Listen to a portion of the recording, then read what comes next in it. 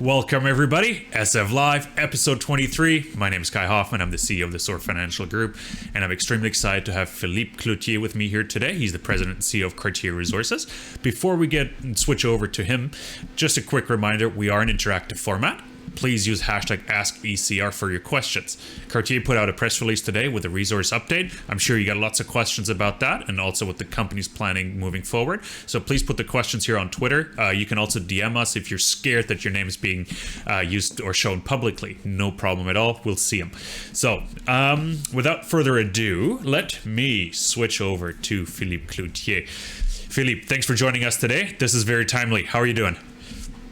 I'm doing very well. Fantastic. You put out a resource update. Let's get straight to it today. We're not going to talk about Corona too much, only just in an update later. We've taken care of that 4 or 5 weeks ago in an SF Live. I think you were episode number 5, still in the guinea pig phase here with our program. And we've been moving forward quite well. Let's talk about the press release. Let's talk about the resource calculation. It's been an update to a resource you put out in November. So give us the highlights. Yep. What did you put out today? Okay, well, the highlights is basically it stems from the data package that we had that provided the first resource estimate, and the reason we separated the north, the central, and the south gold corridors from each other is that the central gold corridor is where the bulk of the production actually occurred, and the north and south, well, just minimally, historically in the 1960s and towards the end of the mine, and the characteristics of the mineralization in the north and south corridor, well, it's higher grade, but a lot thinner. And for one. For two, the resource blocks that you're seeing there, or that were estimated in this news release, well, they're relatively shallow. So it's all open at depth, for one. And for two, well, they're both accessed by existing infrastructure. So when you're thinking about relaunching a mining project, well, that can come in pretty handy. Well, that does help, right? So what did you add today in terms of the resource? So you added the north and south zone today. What did you add to it? Give us some more detail on that. About 300,000 ounces. But keep in mind that's from very little drilling. The 50,000 meters of diamond drilling that we've done so far, well, was essentially down on the central gold corridor. Can I stop you for a second? I actually prepared the figure. Sure. So I'm just going to switch over to the figure. I think it's called figure 5 or something in your press release.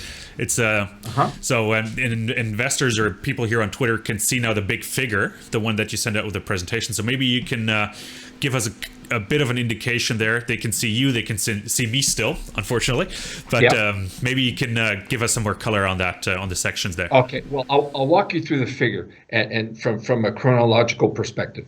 When we started this drill program in 2017, we marched 4 drill rigs in there, and we had 2 drill rigs essentially parked and deeping drill on the central zone, and then we had 2 other drills like rover drills, just scouting the north and the south and the peripheral central stuff.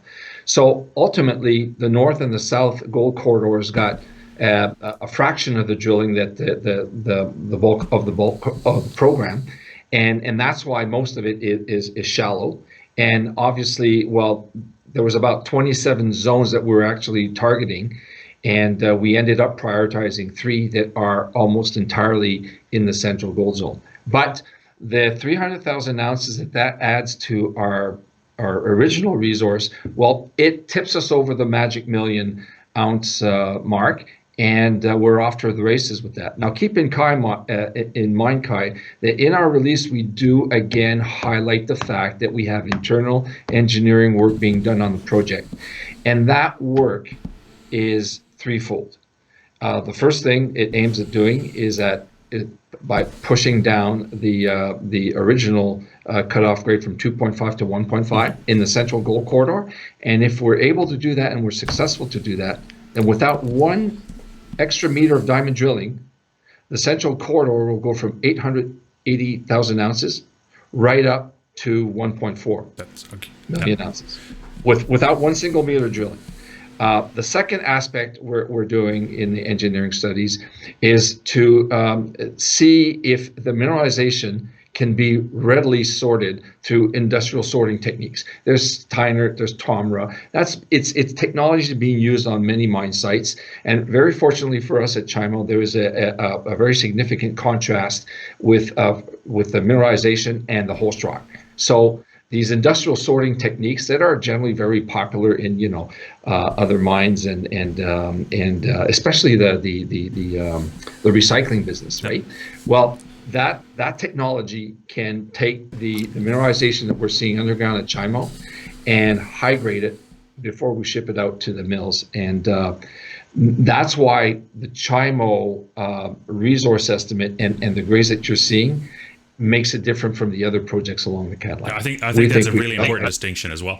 And just looking at the figure here again, one thing, you can see the shaft, which is the black line obviously in the middle, and I'm just going off the longitudinal section here for the central gold corridor.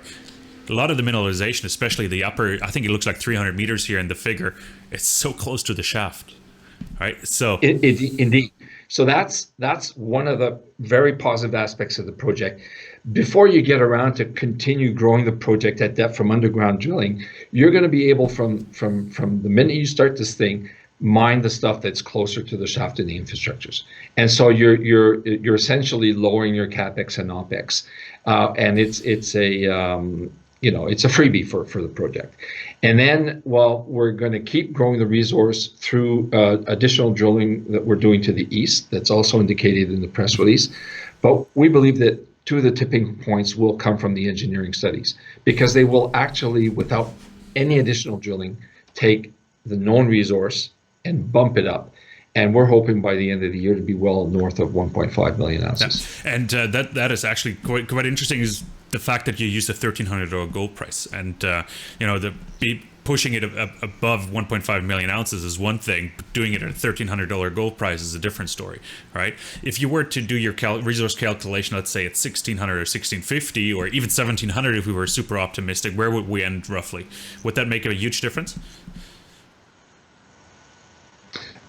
First thing, when you say we, the notion of independent qualified persons is all about independence. And if the independent qualified people who are running this show have decided to use that price of gold and cut off grades, well, that's their comfort zone. That's one thing.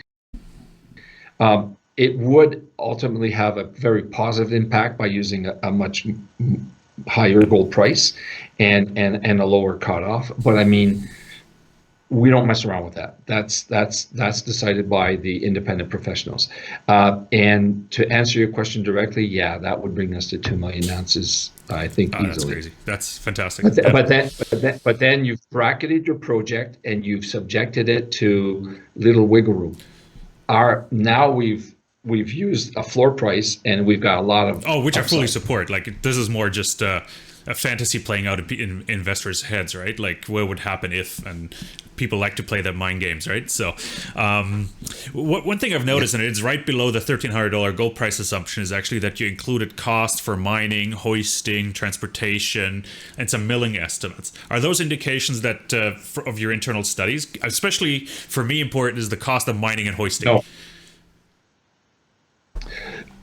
They are indications of what is generally used locally along the Cadillac Fault in their average to conservative guidelines. So by using these guidelines in the resource estimate, we're actually giving ourselves a lot of upside, for one, and for two, I believe that when the engineering work will be carried out, they will anchor themselves and they'll mosey up to those guidelines as well. Okay, no, fantastic. We've got a lot of questions in via Twitter, so I think we should switch over there in a second as well. Just trying to think. I'm just looking at the press release again, just making sure we covered all the important points. And is there anything you want to mention about the press release that we have not talked about just yet? Yes, I want people to understand that results are one thing, but work in progress is another. As soon as that we have the authorizations, the drills will continue. We have 2 drill rigs on site, and that will continue to produce drill results. The second thing is those drill results, plus the engineering work that's ongoing, will lead to yet a third resource estimate, a global resource toward the end of the year. And we also believe that the technical engineering review of the aspects of the project will put it in a class of its own.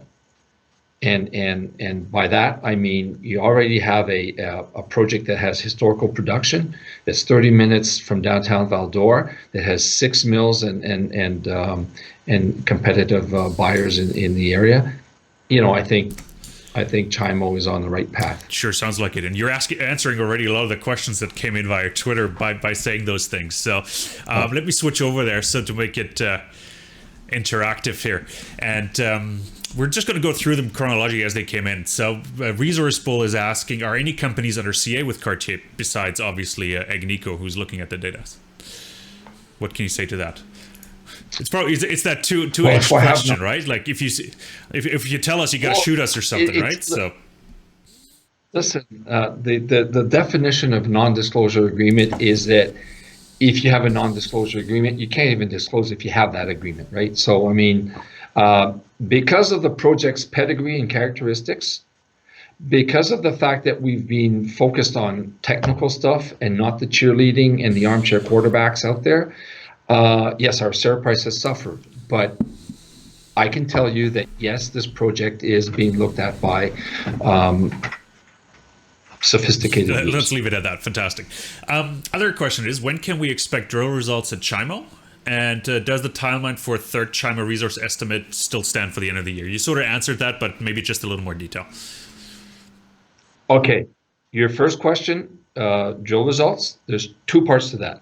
Before the shutdown and the suspension of lab work and drilling, we had samples that had already gone to the lab. So we expect that once the lab's open, we'll get those samples out quick. And the second part of the answer is that once the drilling starts, we have about 5 weeks of drilling left to do, and then samples and assays will stem from that. So we expect that once the lab's open, in short order, we'll get assays, and then from the drilling, we'll get assays on the back of that as well. And does the timeline for the third resource estimate still stand? Yes, although there is those confinement issues. Are sometime in the summer, will there be a second wave of COVID, and will that force another shutdown? I have no idea. So all I'd like to say is towards that, and we will address those deadline issues once we get to it. But in the best of worlds, end of Q3, early Q4 is where you should expect an additional resource estimate for Chimo. Fantastic. So we're going to get to a question. I think a lot of investors, also here on Twitter as well, are asking about the grade. Obviously, going down deep. Like how is the grade developing? So the question from TD Sims is, Chimo hasn't really hit some of the high grade that Val-d'Or is famous for. Have some of the latest holes shown any signs that the deposit will get better at depth? And then there's a second one. So maybe you just answer that, and then there's a second part to it. First question: if the readers or your audience goes back to all of our press releases, they will see that we've been pulling some 88 grammars, some 14 grammars, some 20 grammars throughout the 3-year process that we've been drilling. So yes, there are high grades at Chimo. It's just that we have not cherry picked them and put them in the title. That's the first part of my answer. The second part of my answer is yes, indeed. Look at the last 2 press releases of drill results, and you will see why we continue to drill the eastern discovery, the 5B, 5M, 5NE zones. It is because the mineralization that we're seeing is returning higher grades than what we have been intersecting at Chimo. So that, I think, answers your the question. Yeah, and as a follow-up from the same Twitter user is why is your 4-gram resource at Chimo better than the 100 other 4-gram resource or reserve projects in Canada? What separates you from the rest of the pack? Precisely for 3 reasons. One, it's a past producer. And so we've got a wealth of technical data, metallurgical reports, production reports, a good handle on the geology and the mineralization, and there's infrastructure that is present, and this is almost substantial ready. So we're dealing with low capex, low opex, and potentially very short lead time to production. That's the first reason. The second reason is that, as I indicated, the mineralization industrial sorting techniques that we now know of, Steinart, Tomra, that is being employed on other projects, can potentially take the mineralization that will be hauled from underground. That can be ultimately high graded to 8 or 9 grams before it is actually trucked to mills down the road. So I think people shouldn't be focusing on the grade, but the volume or the number of ounces that ultimately can be pulled out of the Chimo infrastructure. Okay, fantastic. As a follow-up to the CA question, it's from a different user, but it fits the profile sort of with the CAs. And I'm recalibrating you here because of bandwidth issues. Your picture is blown up. So I'm going to ask the questions, and I'm going to recalibrate you here real quick. Okay. The blueprint was work up Chimo, force non-Agnico Eagle buyer to bid for Chimo, and then force Agnico Eagle to respond. Obviously, get into a bit of a bidding war. That hasn't happened so far. So how do you shift the message that it's not just a binary setup, right? That it's not just Agnico. So it sort of plays to that CA aspect. And how do you get that tension in? What's the interest? Like, who's looking at it to a degree? And would you be willing to shelf Chimo if there's not enough interest coming in? All right. Now, I'm no means comparing ourselves to the infamous Walt Disney sentence, which says, "Build it and they will come." We're just focusing on the technical stuff. We're focusing on taking the ball, moving it down the field, and getting set up to score. Right. We're not looking at the cheerleaders and the armchair quarterbacks out there in the bleachers. So our approach is just do the technical work, do it very seriously, and bring it to a point where the producers, the ounce purchasers out there, will pay attention. That's our way of lighting a fire under their ass, so to speak. And the second part of your question was, how will we do? Are we going to build it ourselves? Well, listen, we've never walked that path of saying we're going to threaten to build it. However, with the work that we're doing, we are going to have a very good idea of what it takes to build it. And therefore, we will have all the elements to make that decision in just a few months' time if we have to make a decision that way. Whereas a year ago, we weren't even contemplating doing that stuff. Yeah. So I don't like to threaten. I don't like to say we're going to threaten to build it, because that's part of other companies' DNA. Our DNA is to simply do the technical work as seriously as we can, and if we're the ones buying our own project, then that answers your question. Exactly. Okay, talking about the build thing, there's a question that came in. I think that fits that line of questioning quite well. How many mills are in proximity? It came in from John Koch Schulte here on Twitter, and people can see the question here as well. I'm just trying to phrase it in a way that makes sense to the line of questioning we just had about Chimo going into production, because he's asking about feasibility and costs involved to start sending Chimo's ore to mills, and how many mills are in proximity. So that's what his question was. I'll rattle them off. QMX has a mill. Monarch has a mill. Eldorado has a mill. Agnico has a mill at Goldex and at its co-owned project at Canadian Malartic. Westdome has a mill, and then further down the highway, in excess of 50 kilometers, but well within 100. There's the LaRonde mill, again with Agnico. There's the Westwood mill with IM Gold. So there's greater than 5 to 6 mills owned by greater than 5 to 6 competitors. So there's naturally some healthy competitive tension that could be built, at least just locally. Yeah. Okay. Okay, I'm just trying to make sense of the questions that came in, trying to make sure, because a lot of questions came in also about Benoit, and I just want to make sure we answer them last because we're focusing on Chimo. So Sure. just making sure we got them all answered. I could answer that one. No, I think we should talk about Benoit now because I think all the questions about Chimo have been answered. You talked about drilling. You've talked about next resource update, engineering work. Because one of the questions that came in, a lot of questions actually came in through CEO.ca as well, so they've been sent directly to me on CEO.ca. So could the engineering work being done, compiled right now, being put into a 43101 and be put in? It's interesting, you have to rephrase those questions, but could the engineering work lead to a PA down the road? Like, what's the timeline on that maybe? Okay, well, interestingly enough, indeed, the internal engineering studies that we're working on are actually 4 separate mandates that happen to be almost the 4 absent chapters in the 43101 resource estimate. Now, when you put these chapters in, well, your standard 43101 resource estimate type report essentially becomes almost a PEA. So they could be folded into the report, and in short order, we could produce that type of document. Short order. What is short order for you?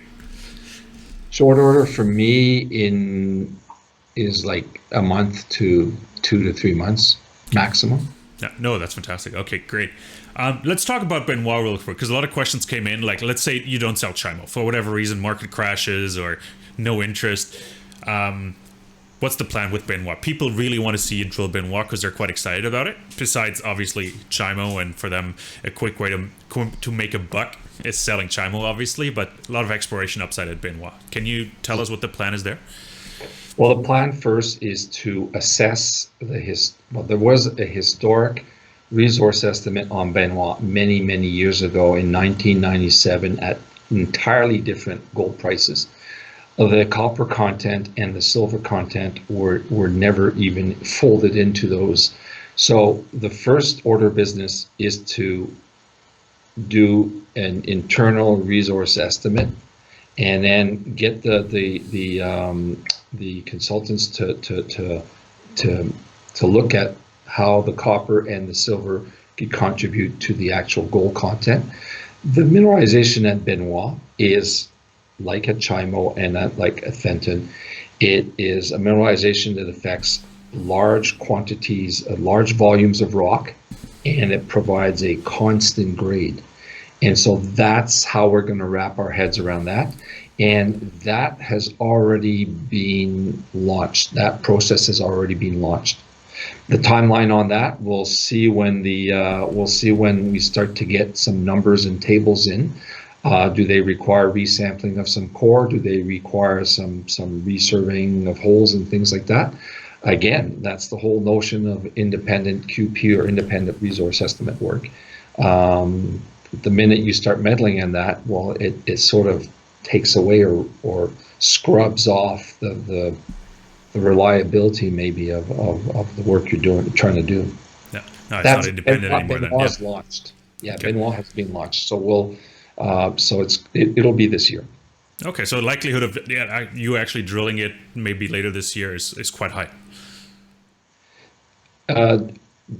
Drilling it this year? Well, right now, my answer to that is no, because of the current cash situation. We have $6 million, in the bank. But if we were to march onto Benoit and start a drill program, let me tell you, that is a really nice looking beast. You want to get in there with 2 to 4 rigs, and so you're going to be churning through a lot of cash. If the markets get better and we're able to raise cash, yeah, we'll go and drill Benoit. But that's first order business is get Chimo done and get initial work done on Benoit. Second order business, reward obviously our shareholders, and then go drill Benoit. Fantastic.